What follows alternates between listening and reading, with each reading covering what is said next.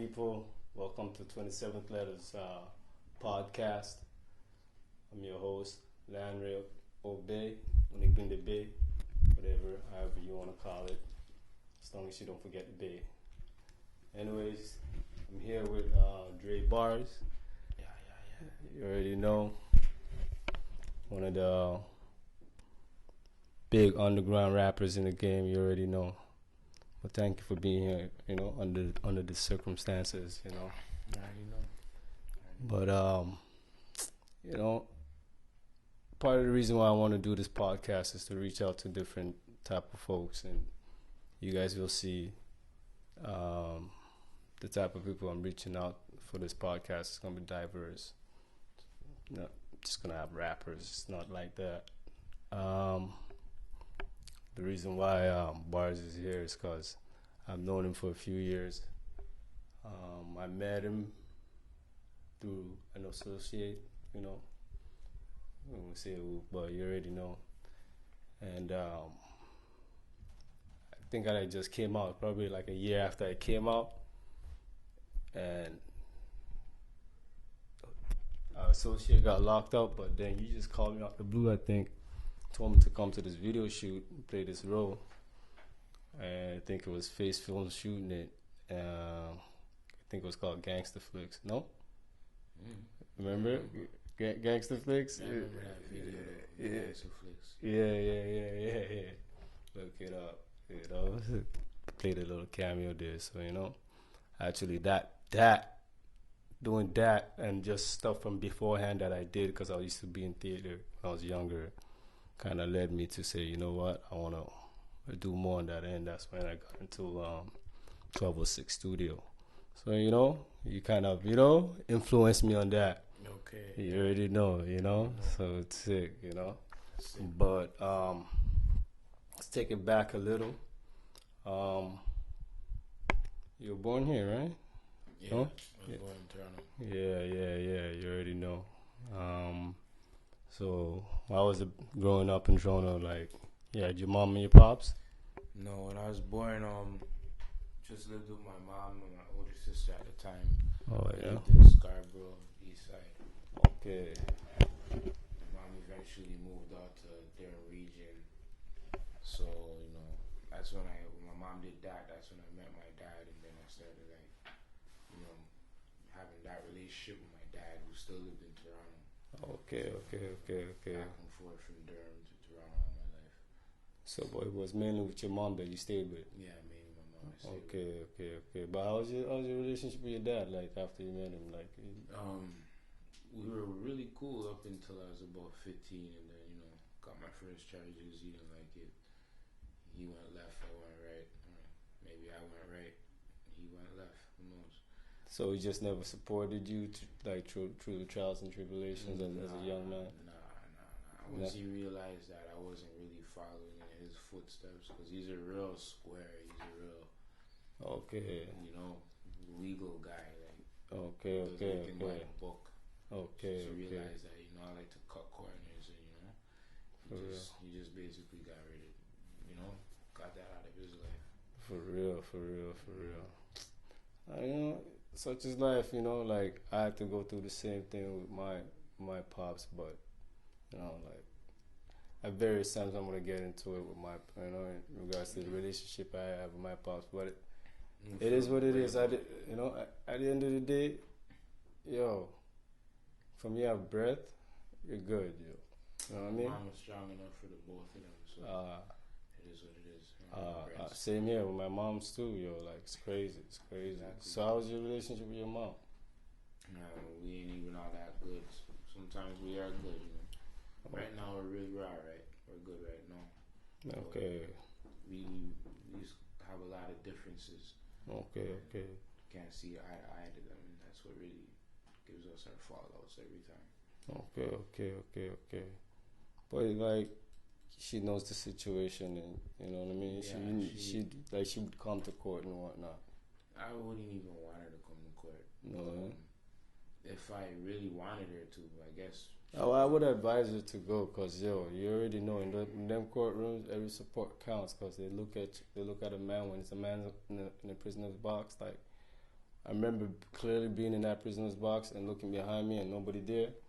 It's not a good look. I hear what you're saying. A 1, 2 people that gives a fuck should be there. You know, I'll be. I just don't like how they just be all up in people them's business, because now they know who's who and who's who and who's who. So we'll see how it gets when we get to that bridge. You already know. I got other support too. You already know. Yeah, yo. So you have 2 daughters, yeah? Yeah, I have 2 daughters, age 9 and 6, and the 9-year-old's turning 10. Just know. Same mother. Yeah, same baby moms. Okay. How that happened? How'd you all meet?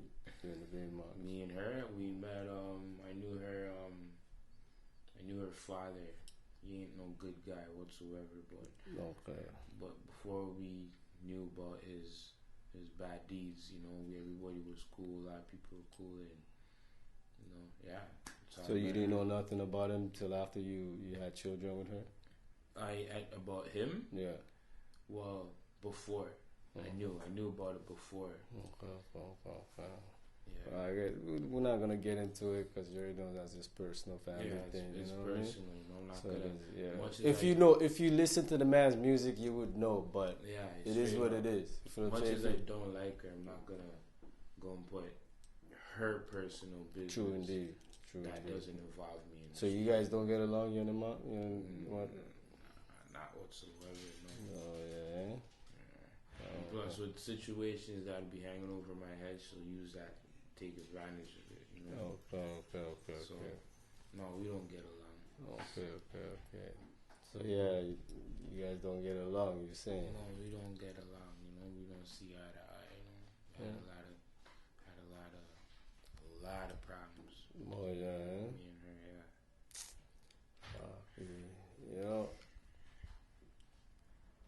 when we get into the relationship with each other, you guys are pretty young, no? Yeah. I gathered. We're pretty young. I was young too with my mother and my daughter, like they say, like especially when there's like no real village around to support when you're young and you're getting into those situations when you're having children, it's hard, fam. It's really hard, yo. It's hard, fam, because, it's like now it's just you and her and your young egos are involved and all kind of thing, but it's like a child involved and they getting, caught up.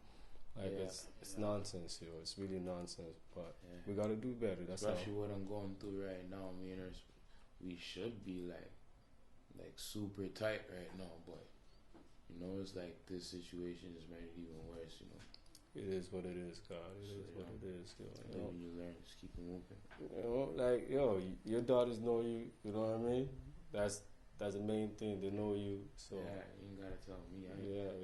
I see you with your daughter. I remember when I stopped by your crib, we had a big ass truck. You had them washing the whip. It looked so small, the big tires. I was like, I didn't go help you do that. It's not even. I don't even want them to. They just want to be involved. Like if I'm making food, cooking food, they want to help cook. If I'm cleaning up, they want to help clean. If I'm washing my truck, they want to help wash the truck. My sons are the same way. So don't think you come by my house and you see my truck in the driveway and I'm telling the kids to wash the truck. Nah, it's not like that. At the same time, it kind of is like, help. For sure. They gotta learn these things. For sure. Like, I remember, Jill Scott, she had this show. I think it was called The Number One Ladies Detective or something. Where she was like playing a detective in South Africa. And her dad had died. And then I remember there's a scene where she was shooting a gun and shit. Just to, touch on the fact that, even though you have daughters, you have this truck, you still got to show them things, all around things. It's just not just on home ec stuff. They need to be useful all around. Like I always see, like children should be like Swiss Army knife. You know what I mean? Straight so up. Like they should know everything. Straight. That I know. Yeah. So yeah, in that just to go back in that show, she was shooting a rifle, and somebody was talking to her, and she was like, her dad always believed that anything a boy should learn, a daughter should learn too. And I believe that. Vice versa. So too. You know what I mean? I Straight. think so too. Like, yo. Like I wanted to get my daughters into some type of martial arts and share some type of self-defense, but they're still girls, so Yo, my they daughters. wasn't with it. They wasn't with it at all. They wanted to do like gymnastics and flip around and do that type of shit. So. See, because of the distance, because of the fact that I wasn't really around, I wasn't able to kind of get her active like that because I wasn't around. But there's other ways that I'm trying to show her some, show her some confidence, and as far as being self-defense, like like 1-2 times she went to the gun range with my Empress, you know what I mean? Okay, Get comfortable with those things, I hear that. And like there's other things I'd like her to, so she could gain confidence, and I know that, Real shit. Yeah, real stuff, it can't just be having your daughters know about cooking, you know what I mean? Like cleaning the house and more stuff. The house, yeah, more the cooking and blood clot. There's a lot of stuff outside the house that's going on that the women, especially women that they got to deal with. You already know, Straight up. But let's get into the music. How'd you get into the whole hip hop thing? Oh man, I was probably about 11 or some shit in grade 6. Yeah, what were you listening to? I seen this video, that Honey remix with Puff Daddy and with the shiny suits, the shiny suits, but Black Rob and the locks, and that's what I started with. Oh, word, eh? Yeah, that's how I got into hip hop. So okay. But when I listen to the music, there seems to be like a reggae influence too, Well, for sure, because just my mom is Jamaican, so that's what she listens to. So okay, because I remember as a youth growing up, I had some these friends around, you know what I mean. And one of them in particular was a big fan of Bounty, Bounty and Mobb Deep, them time they the two that collaboration. So we're vibes in it. We're just talking. It's like, see reggae artists or mash up the hip hop artists as far as freestyle because the amount of tune the man have in their head, and I couldn't argue because them time he got me into Bounty, and I'm listening to the man. So that's why when I see you, I'm like, people don't understand, like, you're a hip hop, you spit hip hop shit, but you have tunes like that. Yeah. I hear what you're saying. Like, you know what I'm saying? They don't know. They don't know. Like, because if I just dump all of them out, it's crazy. They'll be oversaturated. They're not gonna hear it all. It's crazy. I know. That's why sometimes we're dumbing it down, because there's a lot of artists that do that. They dumb it down. It must be hard for you to do that. You know what I mean? Knowing that you have like a, you know what I mean? It's hard still, because I just want to be lyrical, so it's really hard to just dumb it down. I feel you. How many mixtapes you dropped since you've been doing the music thing? Tapes, I don't know, man. I've dropped a lot. I mean, at least 10. I must have dropped at least 10. Yeah. I could have dropped more, but like I said, it's like I don't know. I feel like I'm just throwing my music away, It's not hitting how it should be. For real. I would like it to. For real. There's a whole, like, I think somebody said you gotta spend like, I don't know, like 90, I don't know how much you gotta spend. So they say that you gotta spend a certain amount of money to push a single and whatnot, you know what I mean? Because there's a whole... You guys don't spend a blood clot penny, fam. You guys go on SoundCloud, upload their single, and boom, a lick. Yeah, true. The music game, it changes every day, I think. Okay. For real. Now we're on the SoundCloud wave, I guess. Yeah. Well, that's because SoundCloud. That's where you're gonna get my podcast. So make sure you check it out. You know what I mean? Yeah. Check out it. You know what I mean? The YouTube page, 27th Letters. Look it up. That's where we're gonna get the podcast off. First, you're gonna get it off SoundCloud, the audio, and then the video's gonna come out shortly after. But yeah, back to the music thing. Seeing that there was a time it was like there was a team around you, and it's like nowadays it's just all I really see is you. What happened? charges. I'll say first egos, then charges. And yeah, that's what happened, you know. Yeah, I still be pushing M3G, you know what I mean? All the man, them Carter, you know what I mean? It was like, you know, I know, I heard, you know, everybody just gotta man up and do what they gotta do, straight up. Grams, you know what I mean? Like when the pressure's on, you know, shit really hits the fans, you know. You just find out. You know what? Just find out what time it is. Who feels it knows it. I know what you mean, fam. Mm-hmm. I know what you mean. Like a lot of people that I used to party before I went to the bin, I don't really party no more. And it's just people, like I told them, like once I turn myself in and I go, you know, take care of what I take care of, however it goes. Once it's all over, there's a lot of people I'm not gonna be associating myself with, talking to, dealing with, all of that, like, you know. Well, you gotta make the evolution. It's like, you know, like I won't lie to you, when I first came out, I just went around to the same people just to see certain things. And what I seen, you know, I wasn't really vibing with. So I just fell back because I was able to, I had that opportunity, you know what I mean? If you can see it from now and say, you know what, as soon as I touch it, you know, this shit's crazy. It's like your friends, your girlfriend, everybody just moves so much different once this shit happens, man. Like, a girl will leave you hanging.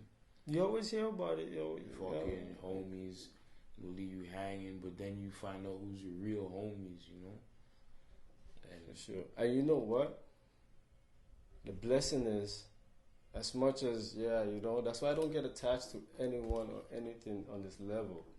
I've learned to do that. Don't get attached to anything or anyone. Like, it sounds cold, but it's just the way it is. Like, really and truly. You know what I mean? Nothing is promised anyways. So that's the real shit, cause... But by the end of the day, like, when it comes to just moving on, and if you have to, you know, cut off certain people, it is what it is, because the blessing is other strangers out of nowhere just be the ones helping you more than people you know. You know what I mean? Look at it like soldiers in the war, you know, like they go to the beach with like 50,000 dudes. Everyone around them's getting murdered, and then there's some dude from some next battalion that's dragging you to the side because, you know, like, it is what it is. You just gotta look at this life like it's just one big war. Yeah, yo. And you can't really, like you said, don't get attached to anybody too much because they could be gone in a second. So. Yeah, true indeed. It is what it is. Yeah, yo, it is what it is. But you already know, it's still M3G. I be bumping it. Y'all have too much tracks anyways for me not to, you know what I mean? To bump, you know? You guys look it up. Classics. M3G, you know? Dre Barrs, T Grimes, look it up, you know? It's Carter, Saeed, you know? Mm-hmm. So, you know. But, in the city, which artists do you see that you say, you know what? I like you know what I mean? I like the way that person is conducting, because I feel like that's the biggest thing is that there's a business side of things that bands aren't able to do. Yeah. Who do you see independently in the city? Because even as a quote-unquote Canadian artist, people feel like independently you can't really make a change. But who do you see out there doing their thing independently? There's a couple guys, man. I see Jeezy Loke. I see Black of the Don. Mm-hmm. I see Presser looks like he's independent. He looks like he still has a lot of help too, which is good, you know. Mm-hmm. There's a bunch of guys, man. Like, whose music do I really listen to? A lot of these guys are probably just, you know, F4TG. For sure, always F4TG, RIPG, like, and Biz Loke. You know, for sure. But I kind of like just dabble in what's going on out there too. You know, like if I see Press with a new video, I listen to some of his music too. You know, I like some of his music. I like Pyrex's music. I like There's a lot of different people. Pyrex got really some good music. You know. Pyrex is tough, yes. Yeah, Pyrex is really tough. Right now, we're gonna get into a little segment called "Agree to Disagree." All right, let's do it.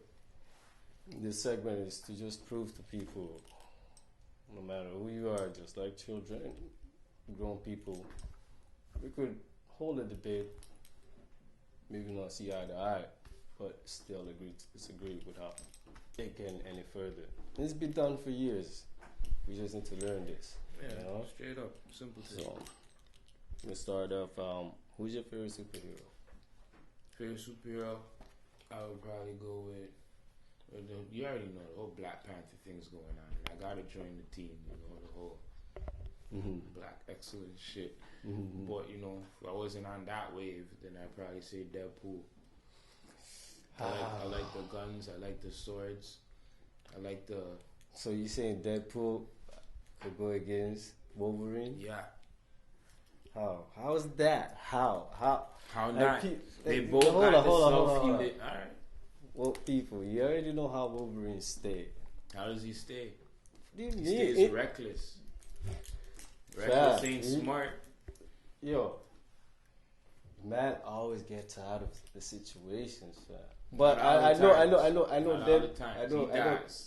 Wolverine has died. People act like Wolverine has never died. Go look it up in comics. Yo, he's died. Google that shit. He has died. But I'm only saying Deadpool because they could both regenerate fast. They both got the blades, you know.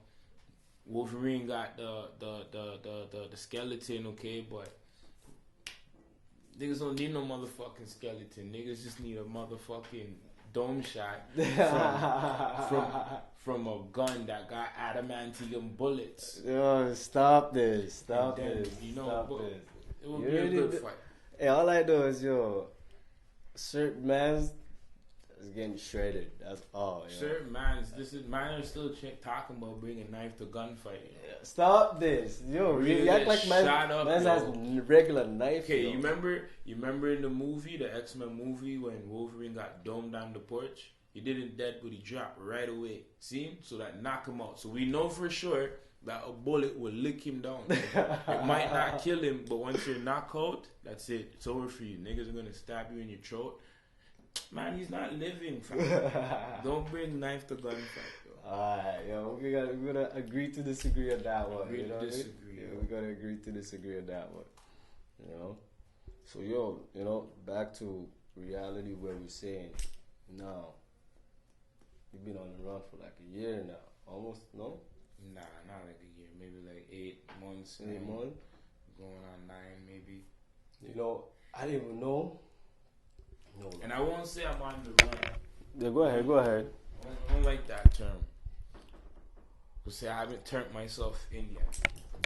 And I'm going to. This is true. And we talked about this. Like, extensively. Like, how I feel about the situation. I feel like you have a good case.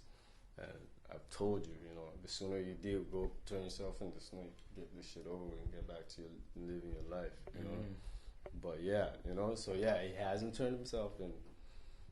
And I didn't even know about the situation till I ran into, again, one of the men and he was like, I was like, what? Yeah. I was like, wow. Crazy. And then on top of that, to find out who it was, I'm like, yo, this people, you guys are fam. Like, I see you, man. You guys are fam. I know, man. So it's like, it's crazy. It's crazy. The whole situation is crazy. Super crazy, yeah. So, but how do you feel about your case? I have mixed feelings about it. I feel like because I am who I am, my record, and this is how they put all of these things into play. Yeah, you already know. Remember what happened to Ammo? Lamar Skeet. Look up that case. Lamar Skeet. They just used straight he was a young man incarcerated. Decides to spend his time wisely while he's incarcerated. It's a person I know personally. Like when I first met Lamar Ammo, he was like, he wanted to spit some rhymes to me, and I was kind of distracted, and he was like, yo, listen. I'm not gonna spit the rhyme unless you're paying attention. You serious? You don't know that serious. I'm like, oh, okay, yeah, Good you. yeah, good people, you know. Good man. But basically, he's using his music, you know, to spend his time while he was locked up, and he must have made a 1-2 recording over the phone, and they used that, and the rhyme was just all about Don jail life, and they just twisted everything. Like, I went through the man's trial. It's ridiculous, the bureaucracy and the nonsense that I goes heard on. they want to use my music against me too. Yeah, how do you feel about that? Like, when it comes to freedom of speech, like, how do you feel as an artist? How, you know, like, they wouldn't do that to a person that paints a knife and, you know, something bloody or something, you know, because sometimes some of the rhymes do get, you know, gory, but it is what it is. It's just part of reality and part of just writing and storytelling. Yeah, you know, I'll just be writing whatever rhymes, you know, and you know, if I'm feeling a way about a situation, or I read about something in the news, or you know, I might articulate it in a verse. Yeah, so like it's not necessarily like a thing where, oh, everything I'm rhyming about is something I actually did. Yeah, like I think that's where hip hop, artists don't get the credit for. Is that what's the difference between Hollywood writers that write freaking Terminator and all them things there, and y'all. Yeah. Like when they get whatever in trouble, they're not saying, yo, that movie you wrote, movie with the script, it's nonsense. I know. It's nonsense. That's how you go. Rappers, It's a black target. men, you know, so It's they a gotta target use thing. whatever they can. They gotta use whatever they can. Try to get their convictions, right? You know, I was listening to Fat Joe the other day. He has a new show. Shout out to Fat Joe, and he was talking about how hip hop is a natural resource, and we need to protect it. And I feel like that's part of the reason. Like, there's a whole heap of people that's making money off of hip hop, and certain people on the outside don't like it. So that's why a lot of the men are always targeted, especially the mans. Like once mans getting their pockets dig out left and right. You know what I mean? Pockets dig out because drama with this, and then love it. And you already know how I feel about lawyers. They all work together. You know what I mean? How much man spend money on lawyer money? You know how it goes, man. You know how the system goes. It's crazy, yo. It's crazy. But yeah, I hope everything works out, yo. You know what I mean? I hope everything works out. You know, I know you got your $2. I know what it is that to be locked up and not have, you know, not being around your children and whatnot, you know?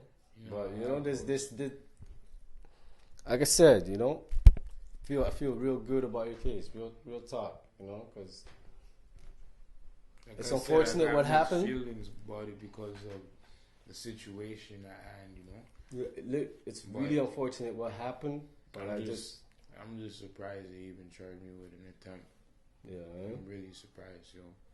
Yeah, well, we'll see what happened at trial. You know, hopefully there's no jury vetting. You guys don't mess around with the jury selection. We know how that goes. Look it up, jury vetting, something they do. You know, so, you know, every now and then on the show I'll be dropping little stuff for y'all to look up. You know, but yeah, you know, at this point of the show, pass me the book card.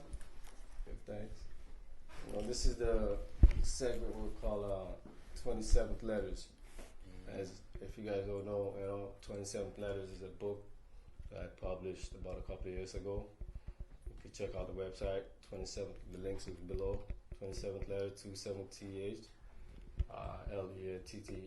LETTERS.com. Check it out. The book is based on letters I wrote my daughter while I was incarcerated. I spent 7.5 years locked up, you know, serving a life sentence, and I won my appeal. Yeah.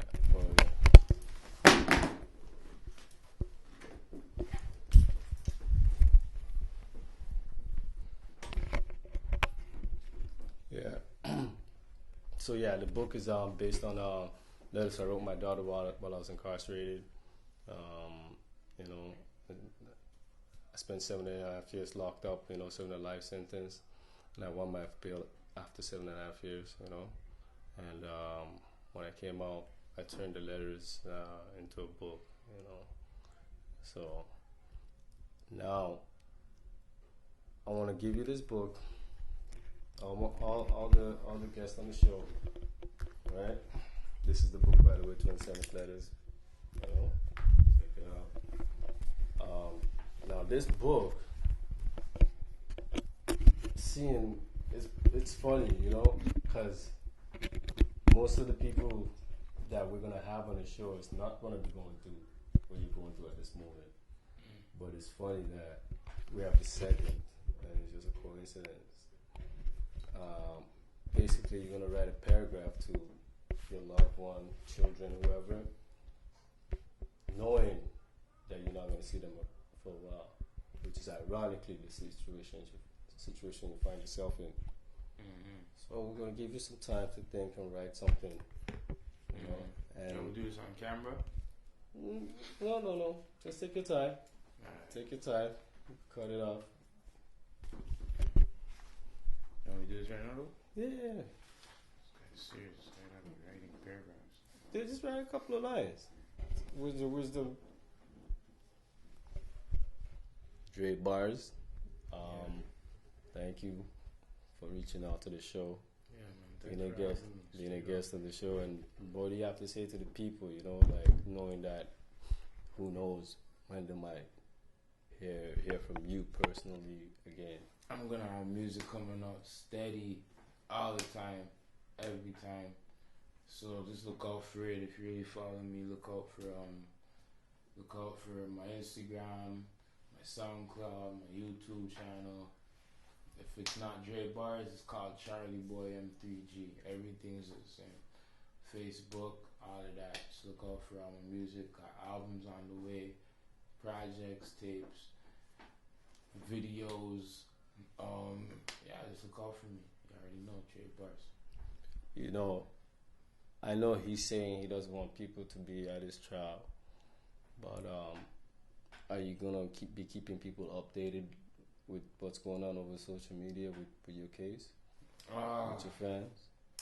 I think it's only fair, you know what I mean, just to keep them updated. Would you want them to reach the courthouse?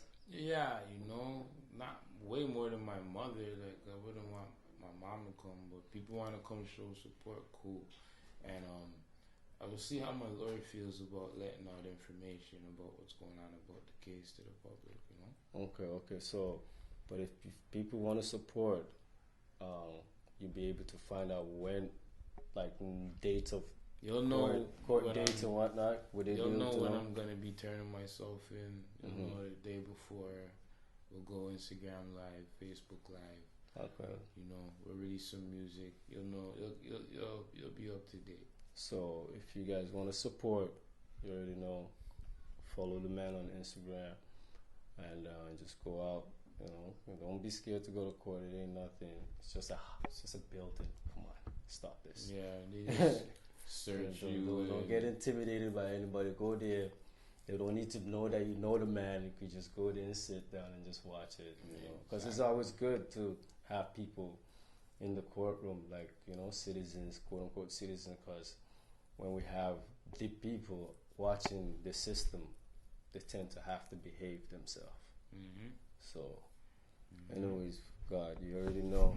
Wish you all the best. Much love. Give thanks for forwarding out. All right. You already know. 27th Letters podcast. Peace.